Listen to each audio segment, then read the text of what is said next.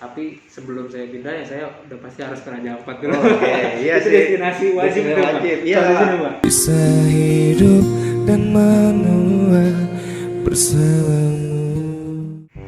Halo guys, kita mau ngobrol-ngobrol nih. Kebetulan ada Pak Tesar dari MT-nya MTF dari Jakarta yang ditugaskan di Sorong, Papua Barat. Jadi kita mau dengerin kisahnya bagaimana perasaannya pertama tahu ditugaskan di Papua kan? Ya, Pak Tesar. Terus pengalamannya selama beberapa bulan di sini.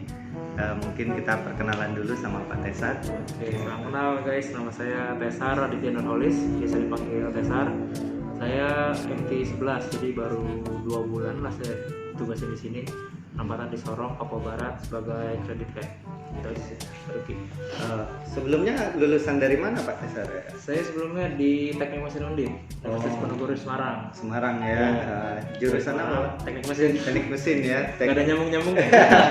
Sekarang teknik mesin pegangnya sebagai credit head ya, analis ya. Iya, analis. Itu bagaimana itu Pak? Dari teknik mesin tiba-tiba kita nganalisa aplikasi ya untuk approval. Gak ada nyambung-nyambung. Nyambungnya cuma ada kendaraan aja. Biasanya kan kalau teknik mesin kan otomotif. Iya, sama-sama ini otomotif ya. Cuma di sini nyambungnya masalah leasing gak ada nyambungnya, cuma mobilnya aja itu. Mobil ya, biasa bongkar-bongkar mobil, sekarang untuk approval orang kredit mobil ya. Iya, nganalisa orangnya justru. Waktu pertama tahu, wah saya ditugasin di Sorong nih, Papua Barat, ujungnya Indonesia, itu gimana Pak perasaan? Ya mungkin banyak juga sih teman-teman yang ketika di comfort zone kan Pak di Jakarta gitu, terus tempatnya jauh banget di Papua lagi, pasti pertama shock banget sih Pak. Saya langsung ngerokok sama teman-teman saya gitu kan, teman-teman yang dilempar kemana gitu kan, sambil ngerokok sambil ngerenung aja sih itu beberapa hari gitu kan, sambil searching di YouTube nih biaya hidup di sana mahal atau enggak. Saya juga Pak, awalnya saya dari Jambi kebetulan, awalnya wah dipindahin ke Sorong nih, langsung searching kan, Sorong itu seperti apa gitu. Saya lihat wah ada mallnya nih, ada bioskop ya kan. Di Muara Bungo aja belum ada bioskopnya gitu. Muara Bungo nggak ada? Muara Bungo nggak ada bioskop. Jadi waktu udah dipindahin di sini tuh saya video itu lagi nonton bioskop kan, kirim ke istri biar istri tahu ternyata Sorong udah maju kok, gitu, kotanya rame. Terus akhirnya memutuskan untuk oke, kita ambil ini ya job ke Sorong gitu Pak ya. Itu ujung ke ujung Ujung-ujung. bisa Iya, itu. Sorong ya Pak. Lah Pak Tesar sendiri berapa hari itu waktunya untuk menganalisa, berpikir lah pada akhirnya oh saya ambil ini. Itu saya itu diumumin hari Senin Pak, hari Senin. Nah kan kalau misalkan saya ditempatin di luar ada waktu seminggu, sekarang waktu buat siap-siap lah. Pamitan sama keluarga, kemudian prepare segala macam lah. 1 minggu, nggak nyampe 1 minggu sih. Jumat saya udah flight kan dari Jakarta ke Sorong. Ya itu 5 hari itu jujur aja nggak bisa tidur sih. Tidurnya subuh saya itu. Kita ke tempat baru yang belum tahu ini Pak ya bagaimana. Saya sebetulnya kan asli Jakarta, cuman kuliah di Semarang. Pernah rantau juga. Cuma feel-nya beda aja sih. Karena beda tanah kan. Iya, beda pulau sudah. Beda pulau sudah. Tapi inilah ya luar biasa. Di umur berapa ya sekarang Pak Tesar? 24 mau ke 25 mau 24 mau ke 25 udah sampai ke ujungnya Indonesia ya untuk mulai karir di MTF Pak ya. Iya. Terus setelah sampai Sorong bagaimana Pak perasaannya selama 2 bulan ini menurut Bapak? Sorong bagaimana, pekerjaannya bagaimana? Ini sebelumnya saya yang ketika saya nonton YouTube tuh belum berangkat itu saya ngeliat biaya hidup kan kayak mahal banget. Jadi saya prepare dari Jakarta, bawa di koper tuh barang makanan gitu banyak tuh. Tapi ternyata sia-sia juga karena di sini normal aja. Biaya hidup normal, masih aman. Ternyata fine aja sih, dan lingkungan kerja sih bagus sih menurut saya. Nah, kita support. Cerita tentang persiapan itu Pak, ibu saya waktu kemarin pertama kesini dia nyetok balsam sampai selusin. Dia pikir dia kan yang kalau kena angin sedikit atau apa harus balseman kan, tipikal yang begitu. Dipikirnya nggak ada jual balsam di sini. Jadi pas baru datang saya ajak keliling Sorong, wah ternyata ya maju, udah rame gitu loh. Dan itu tadi makan juga masih normal-normal aja sih ya, masih di Sumatera lah ya. Betul. Malah makanannya jauh lebih banyak mungkin ya. Porsinya. Porsi orang sini lebih banyak. Porsinya jadi lebih banyak, pilihannya juga banyak. Kita banyak makan ikan di sini lah ya. Ikan laut itu wah enak-enak sih. Enak-enak. Cuma ikan ya. tawar mahal banget ya. Iya, ikan Sini tawar. ikan tawar ya? Karena mungkin ikan tawarnya jauh berenang ke sini, Pak. Ya, jadi biaya berenangnya di perjalanan, biaya perjalanannya biaya gede, perjalanan gitu. gede ya. Bayangin aja lah, Bro. Tapi kalau saya itu pertama makan ikan tuna ya di Sorong ini, Pak. Disorong kan? Iya, karena di sana saya nggak pernah ketemu ikan tuna juga beli karena mahal ya. Kalaupun ada juga mahal. Iya. Jadi pas di sini makan ya budget cuma 30-40 ribu udah dapat rahang tuna kan. Betul. Jadi ya kalau dibilang mahal sih enggak juga lah Papua sih. Saya yang penasaran tuh waktu itu kan sama teman saya kan kerja di sini juga tuh. Saya ke tempat makan katanya dada tuna bakar tuh enak. Nah itu Iya. waktu itu habis sih saya penasaran. Atau katanya enak tuh Pak. Dada tuna Belum bakar. makan sampai sekarang. Belum pernah. Waduh, kenapa kamu nanti kita makan ya? Itu enak tuh katanya. Dada tuna. Banyak saya udah baru-baru kesini saya makan dada tuna, rahang tuna, enak banget. Saya kemarin dapatnya apa ya? Tuna juga sih, cuma bukan dada tuna bakarnya. Oh. Nah, itu dada tuna dibakar tuh katanya. Iya enak, ada di Selera Lama Banyak, apa nama tokonya. Enak sih, bergizi juga kan. Iya. Jadi untuk apalagi untuk anak-anak untuk kita pun bagus sih ininya. Nurunin kolesterol juga kan ikan laut kan kalau seharusnya. Terus kira-kira berapa lama ini bakalan di sini Pak di Sorong?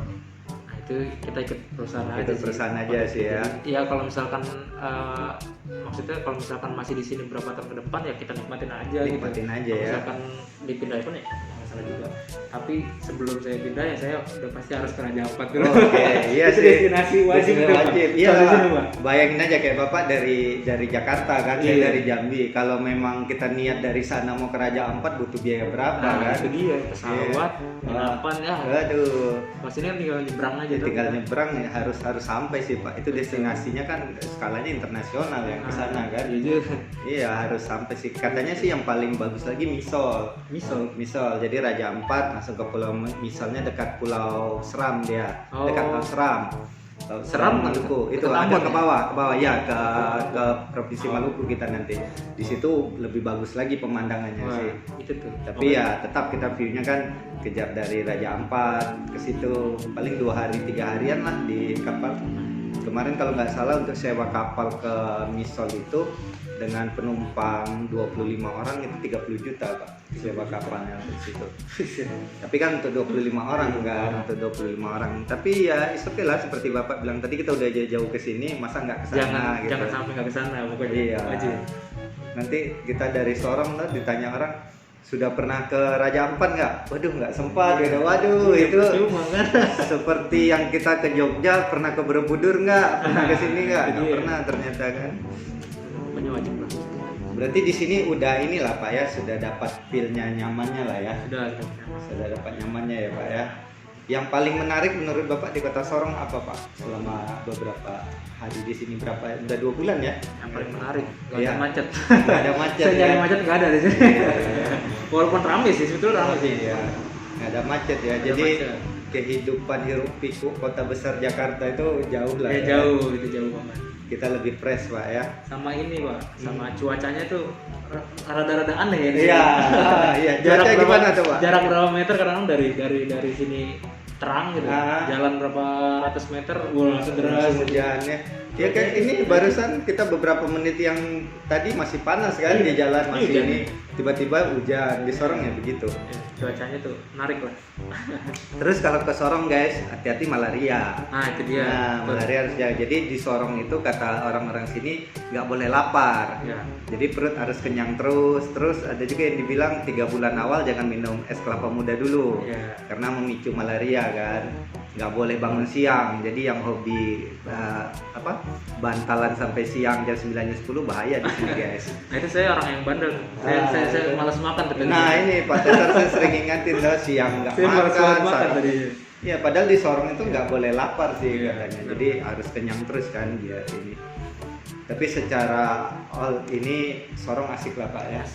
Asik. Ke Marina sudah pernah makan di tepi laut Pak? Ah belum tuh. Nah, tuh masih banyak yang belum Bapak. Masih ya. banyak yang belum. Saya masih makan di rumah aja nih saya. Makan di rumah aja ya. Kemarin soto pangkep, sop pangkat, soto atau sop? saya makannya sop pangkep ya, sop bersaudara. Nah, itu enak juga guys. Kalau makan asik-asik guys di Sorong, banyak pilihannya. Konro.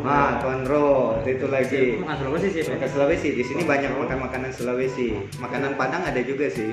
Iya. Soto. Ya. Siput siramnya keren. Ya. Juga budgetnya murah kok. Ada yang 150 sampai 300 bisa 6 orangan guys. Ya. Jadi yang isu-isunya katanya makan mahal, di sini sepi atau apa, itu isu aja guys. Tuh teman-teman kalau ada yang mau ditugasin ke sini ambil. Kapan lagi mau lihat luasnya Indonesia gitu ya. Aman kok, aman. Aman, asik Sorong asik sih. Ini contoh kami berdua nih dari luar semua. Iya. Betah kan? Betah. Betah sih. Ya moga bisa inilah ya berkontribusi yang maksimal lah di Kota Sorong, baik untuk perusahaan juga untuk daerah sini lah Pak ya. Betul. Oke lah Pak, mungkin itu sharing dari kita. Semoga teman-teman yang ngerasa wah kalau ditugasin ke Papua atau ke Sorong khawatir, mulai sekarang jangan khawatir lagi guys. Karena di sini asik, biaya hidup pun nggak terlalu mahal, masih oke lah, masih normal ya Pak ya.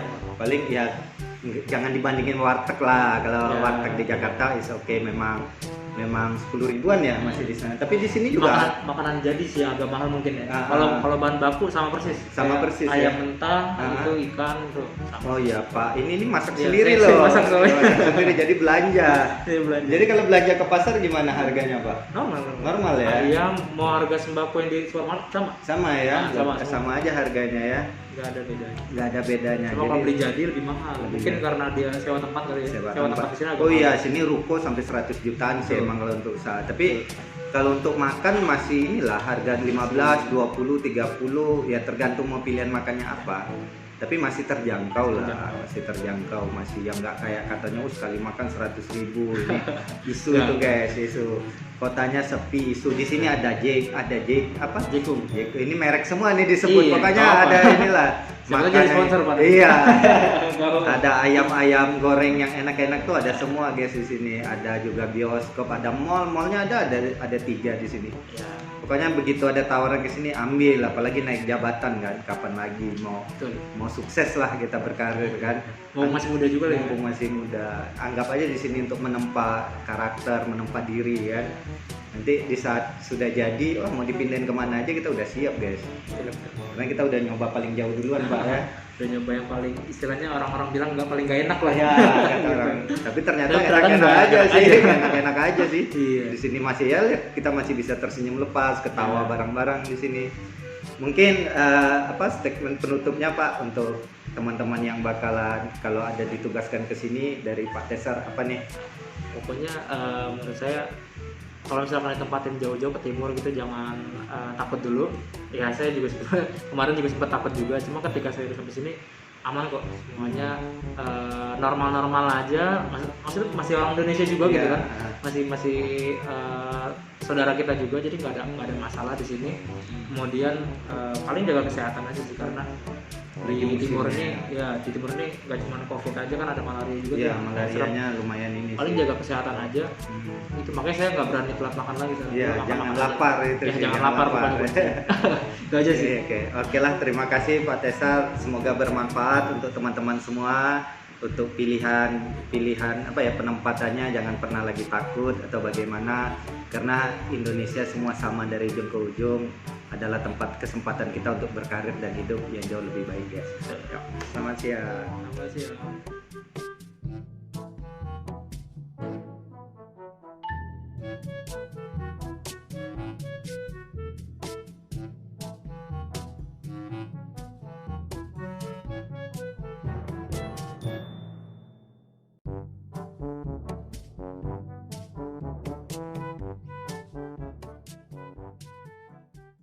Bisa hidup dan menua bersama.